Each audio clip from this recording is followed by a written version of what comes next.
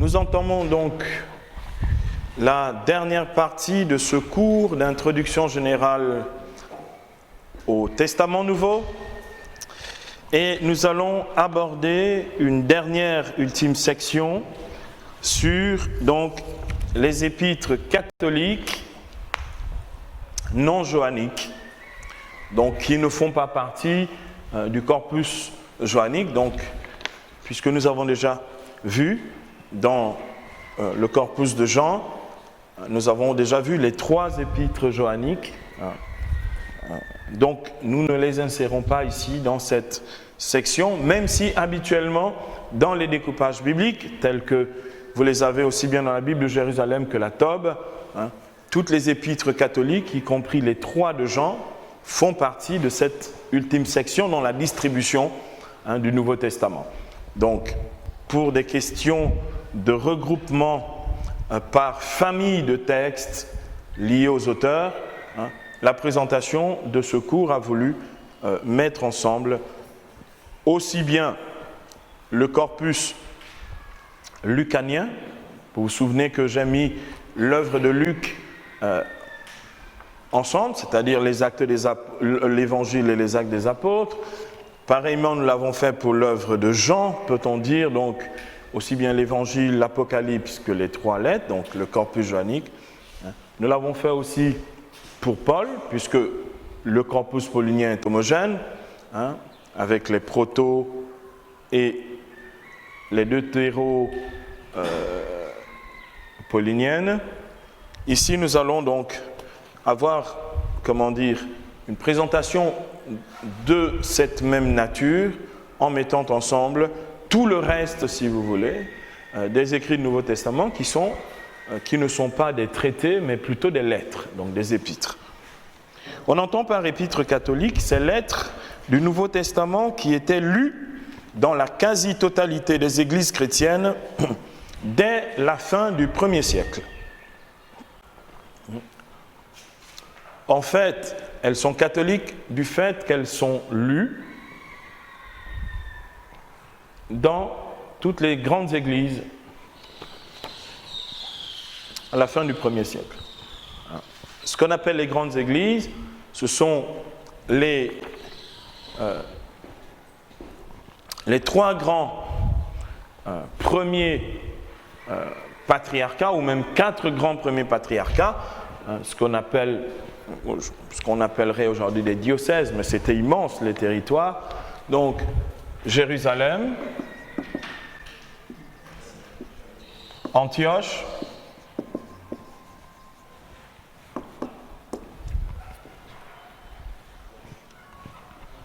Constantinople, pour l'Asie mineure, et Rome.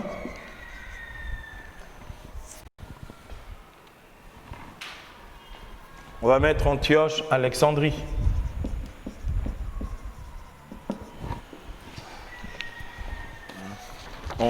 En gros, lorsque une épître est lue dans ces 4 grands foyers de la chrétienté, Jérusalem, Antioche, Alexandrie, Constantinople et Rome, même si Constantinople ici n'est pas encore le Constantinople byzantin, en gros c'est l'Asie mineure pour faire simple, d'accord? Lorsque l'évangile ou un texte du Nouveau Testament était lu dans ces 4 grands foyers, on considérait que ces textes étaient catholiques. Parce qu'ils étaient lus dans la catholica, dans la totalité des églises. D'accord? Donc, on considère donc que ces épîtres sont catholiques parce qu'elles sont lues dans les grands foyers du christianisme naissant de la période du Nouveau Testament. Leur authenticité et leur canonicité a été reconnue depuis le IVe siècle au Concile régional de Rome, sous le pape Damas, que nous avons déjà rencontré dans l'introduction générale.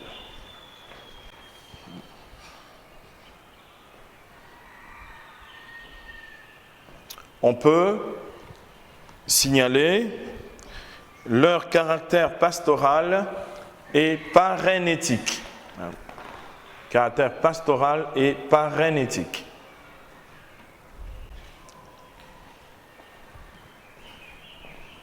C'est plus pour aider à la vie des communautés, donc la dimension pastorale.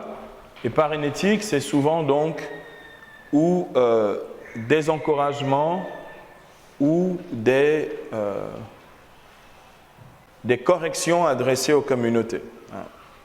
On le voit bien chez Jacques.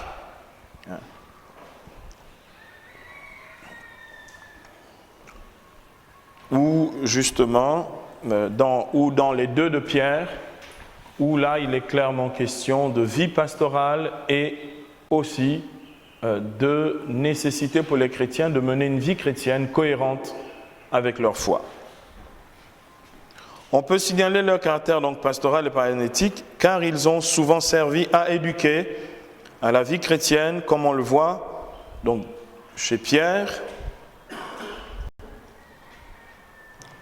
et chez Jacques, dans la première de Pierre, comme dans l'épître de Jacques, par exemple.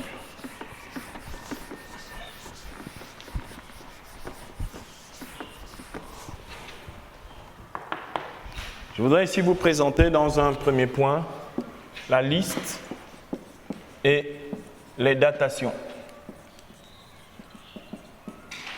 des épîtres catholiques. Donc, en général, on met d'abord l'épître aux Hébreux. L'épître aux Hébreux, vers 80, donc sur la fin du 1er siècle. Pendant longtemps, on a cru qu'elle était paulinienne, mais elle n'est pas paulinienne. Depuis le XIIIe siècle, il y a un doute raisonnable sur son lien à Paul. Il y en a qui disent que c'est d'un disciple de Paul, mais comme on ne sait pas qui c'est, on s'abstient de dire et de l'attribuer à quiconque. Et donc on parle, sans le nommer, de l'auteur de la lettre aux Hébreux. On ne sait pas qui c'est. Donc, même ceux qui disent qu'elle est paulinienne ne peuvent pas justifier une telle hypothèse. Donc, la lettre aux Hébreux, on sait bien qu'elle n'est pas adressée aux Juifs, elle est sans doute adressée à des Romains sur justement les Hébreux, c'est-à-dire sur l'accomplissement par le Christ de l'ancienne alliance qui désormais n'est plus une alliance attachée au sacrifice d'animaux, mais au seul, vrai et unique sacrifice salvifique qui est le sacrifice du Christ. Donc, l'épître aux Hébreux est à mettre dans, justement, les épîtres catholiques non johanniques. Moi, j'évite de l'attacher au corpus paulinien pour pas qu'il y ait de confusion. D'accord ? Donc, elle n'est pas de Paul, c'est clair, depuis le IIIe siècle. Ensuite, la première épître de Pierre, d'accord, vers 60. Ensuite, l'épître de Jacques,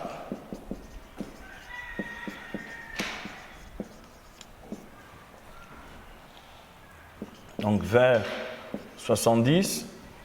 Ce Jacques, d'accord, ici, c'est Jacques le majeur, donc le fils de Zébédée, donc apôtre du Seigneur.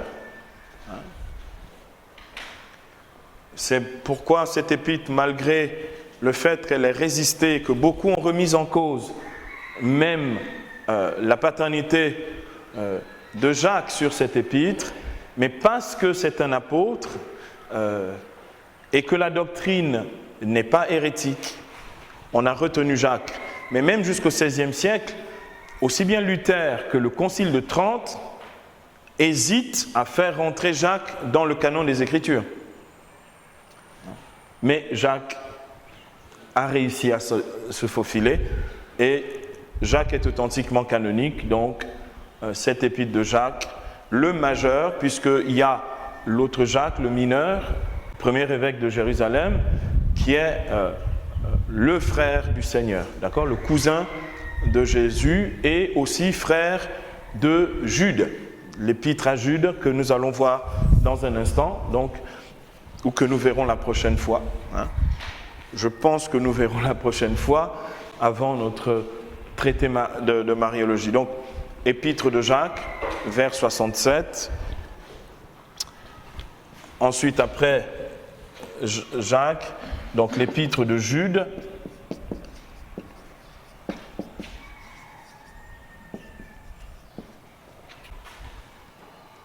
vers 85, donc une épître tardive,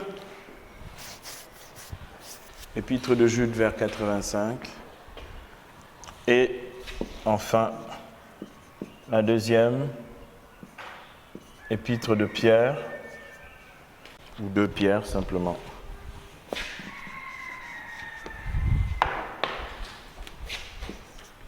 Épître très tardive vers 90. Avec, bien sûr, un grand soupçon sur de Pierre, puisqu'elle est au-delà de 60 et que Pierre est crucifié à Rome entre 61 et 62, on se pose la question de l'authenticité, on s'est toujours posé la question de l'authenticité de Pierre. Les exégètes aujourd'hui encore et les historiens se posent vraiment la question de l'authenticité de Pierre. Il y a une parenté du point de vue littéraire et même syntaxique, hein, mais on se demande vraiment comment Pierre a pu résister et est rentré dans le corpus du Nouveau Testament. Toujours est-il que Pierre est rentré. Hein. Il y a un auteur encore de la période apostolique, le pape Clément de Rome, hein, Clément Ier de Rome, qui a écrit une épître aux Corinthiens, aussi orthodoxe, accueillie dans les écrits des pères apostoliques. Bon, il n'a pas de paternité, directe, même si on pense que la paternité de Clément, ce serait Pierre, mais un Corinthien de Clément ne rentre pas dans le Nouveau Testament. Et quelques autres écrits, comme par exemple la Didaché, qui est de la même époque, ne rentre pas non plus dans le Nouveau Testament. La Didaché, c'est la doctrine des 12 apôtres. Alors, en tout cas, les épîtres catholiques sont lus. Donc là, ces 5 épîtres, plus les 3 de Jean, sont lus donc, dans toutes les églises chrétiennes de cette période encore apostolique, hein, et donc sont reconnus comme étant véritablement des épîtres attachés à l'enseignement des apôtres du Seigneur. Donc, vous voyez bien la difficulté pour ce type d'écrit un peu particulier, hein, sur lesquels il y a eu pas mal d'hésitations, mais le fait qu'on ait eu une lecture continue de ces épîtres depuis le Nouveau Testament, qu'elles ont été lues dans la quasi-totalité des églises pendant la période apostolique, leur référence apostolique, hein, donc à la paternité apostolique, fait qu'elles ont été retenues comme étant donc, des épîtres authentiques.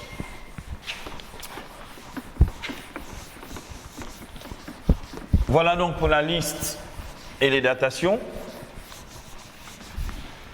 Je ne pense pas que nous ayons suffisamment de temps ici pour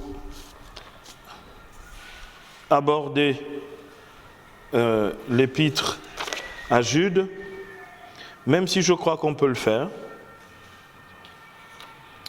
Allez, on va le faire.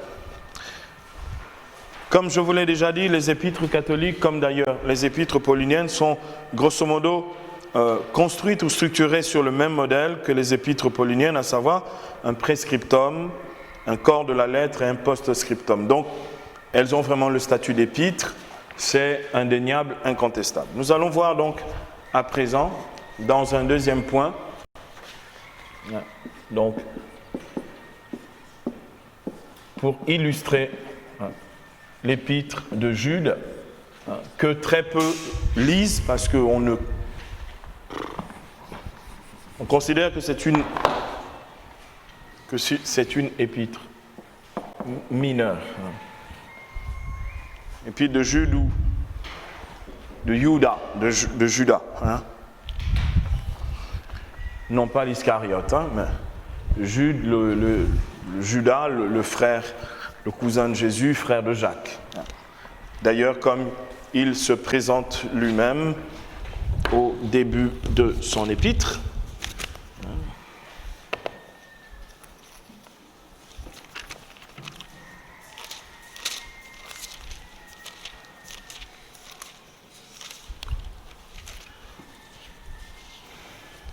Donc, Jude, le frère du Seigneur,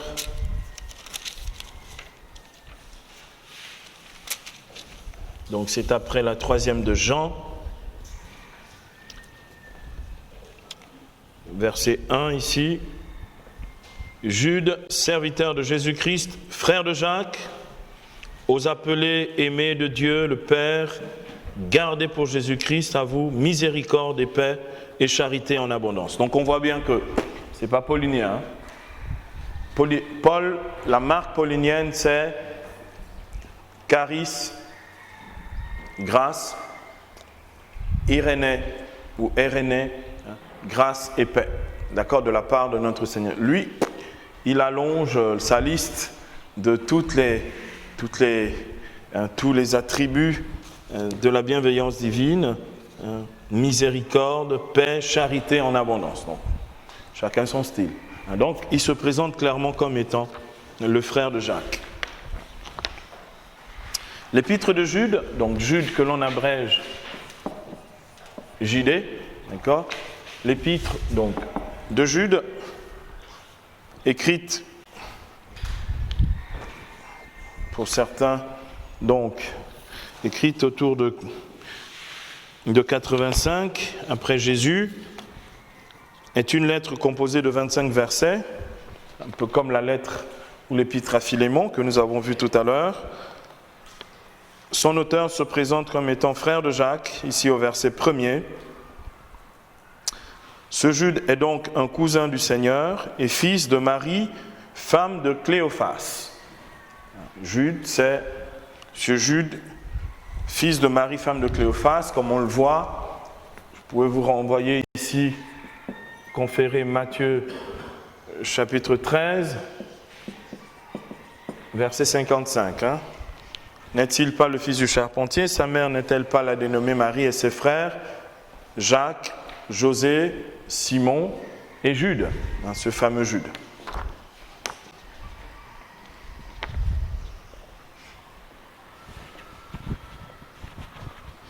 Voyons donc rapidement la structure de Jude, sans rentrer dans trop de détails, qui vous permettra, dans une lecture personnelle, de l'aborder. Donc vous avez, comme nous venons de le voir, donc la structure de Jude, comme nous venons de le voir, un pré-scriptum. Ce sont les versets 1 à 2 que nous avons vus. Ensuite,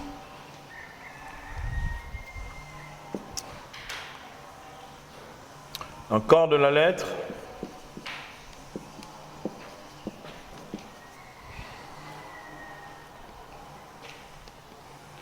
Ce sont donc les versets 3 à 23.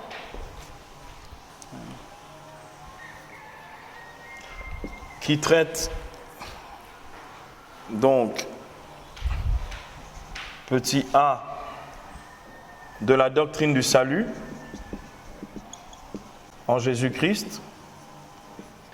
ce sont les versets 3 à 16. Et petit b, du point de vue parénétique, la parénèse, ce sont donc les versets 17 à 23. Donc vous avez un prescriptum, ce sont les 2 premiers versets. Vous avez le corps de la lettre, ce sont les versets 3 à 23. Avec petit a, donc une partie doctrinale, c'est la doctrine du salut, ce sont les versets 3 à 16. Et une partie parénétique, donc d'exhortation, ce sont les versets 17 à 23. Et puis enfin, vous avez un post-scriptum. Ce sont donc les versets 24 à 25.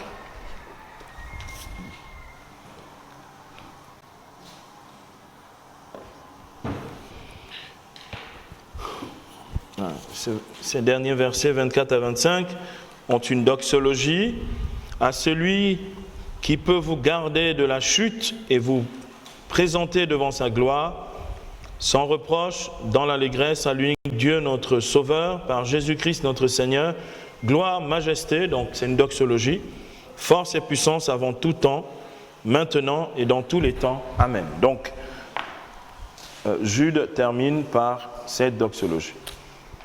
Je voudrais rapidement donner un aperçu du contenu. Donc, nous avons vu la structure. Voyons rapidement le contenu pour nous mettre juste au parfum. Donc, son contenu. Je voudrais juste dire que je commençais par signaler du point de vue du contenu que Jude reprend de l'Ancien Testament des écrits dits apocalyptiques, donc des écrits dits apocalyptiques,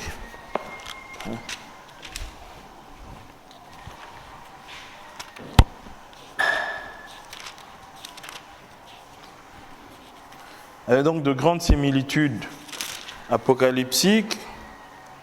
Donc il reprend la Genèse, il reprend Daniel,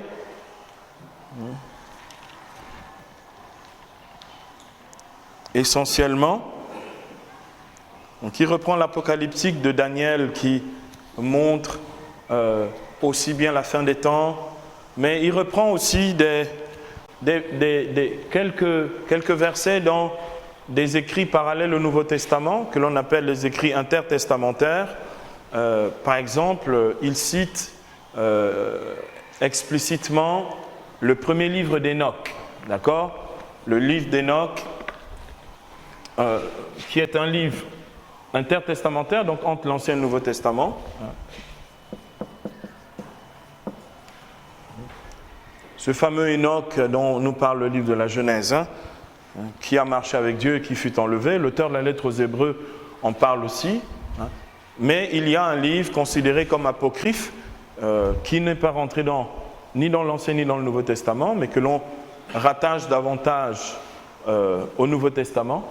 Ce premier livre d'Enoch, où justement toute l'angéologie, toute notre théologie des anges est dans Enoch, et dans le troisième livre d'Esdras, qui n'est pas non plus rentré dans notre canon des Écritures, même si on le retrouve dans d'autres traditions comme chez les Coptes d'Égypte, chez les Arméniens, ces livres qui font partie de ce qu'on pourrait appeler le canon large des Écritures, mais qui ne rentrent pas chez nous. Voilà. Je vais donc signaler l'influence de la Genèse et l'influence de Daniel dans cette petite épître de Jude. Je voudrais m'arrêter à présent rapidement du point de vue du contenu sur les versets 3 à 4 pour signaler la doctrine du salut. Très cher, j'avais un grand désir de vous écrire au sujet de notre salut commun. Donc la doctrine, c'est la sotériologie. Le contenu est sotériologique. Donc, son désir est d'écrire sur le salut, d'accord ? J'avais un grand désir de vous écrire au sujet de notre salut commun et j'ai été contraint de le faire afin de vous exhorter à combattre pour la foi transmise aux saints une fois pour toutes. Donc il y a à la fois ici de la doctrine, mais en même temps de l'exhortation. Car il s'est glissé parmi vous certains hommes qui depuis longtemps ont été marqués d'avance pour cette sentence. Ces impies travestissent en débauche la grâce de notre Dieu et renient notre seul Maître et Seigneur Jésus-Christ. Donc le salut pour Jude, c'est le Christ. Et le salut est en Jésus-Christ. Celui qui renie le Christ renonce aussi au salut. Et celui qui renonce au salut, il est un débauché, c'est-à-dire quelqu'un qui s'est laissé pervertir du point de vue de la foi. Vous connaissez la notion de prostitution dans l'Ancien Testament, particulièrement chez les prophètes du 7e siècle comme Osée et Amos, que l'on retrouve aussi chez Jérémie. En fait, toute âme qui se souille avec les idoles ou avec l'idolâtrie se prostitue, se laisse corrompre. Et l'expression débauche ici n'a rien à voir avec la débauche morale de ceux qui choisissent une vie de péché, mais de ceux qui se laissent pervertir par l'idolâtrie et qui refusent le salut qui est dans le Christ Jésus. Voilà donc présenté rapidement, à travers la structure et le contenu, l'essentiel donc de cette petite épître à Jude que je vous recommande de lire d'ici la fin de la semaine. Vous allez voir, on y découvre énormément de choses que nous connaissons, qui font partie désormais de la culture chrétienne. Vous verrez d'ailleurs comment est-ce que le Seigneur chasse le diable du paradis par l'entremise de son archange. Ces idées que nous avons, en fait, elles sont bibliques et elles sont contenues ici dans l'épître de Jude.